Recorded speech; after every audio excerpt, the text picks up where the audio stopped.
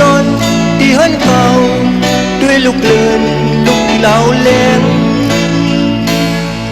ไปสั่งซื้อซ้อมไอ้ก็เขาสันคนใหญ่ไปเมียนปิงสูเคียงบนนอนหลับก็ได้ควัง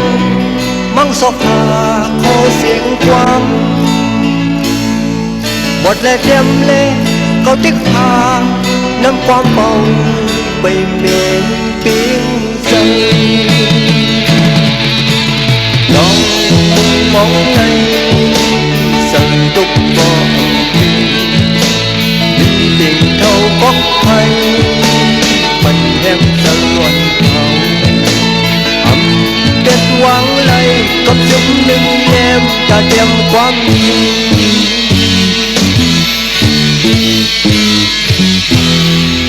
สังว่าความใดลุกขึ้นปานมีกะขันโบนเสียาวตาลงจันเศร้าสังเขียนใจความสื่อแดงตึงเก่าคาดใจนางเบิ้นมีเงินเดือก้าลงในก็เป็นเรื่องเพิ่งมันตาบุญหาดีเต็มความกินในที่เป็นตาบุญทอนใจลองมุมมองในสังตุกบอกดีมีติ่งเท่าก๊อกไทยกันแหมสวรรค์เราทำเด็ดหวังไหล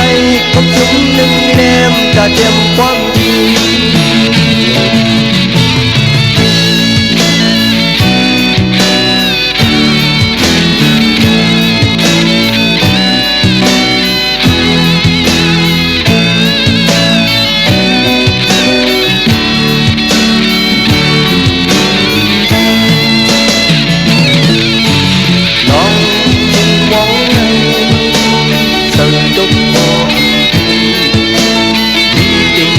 ก๊อกไทยมันแหมสลวนทำเป็ดหวังไหลกับสิ่งหนึ่งแนมจะเตรียมความดี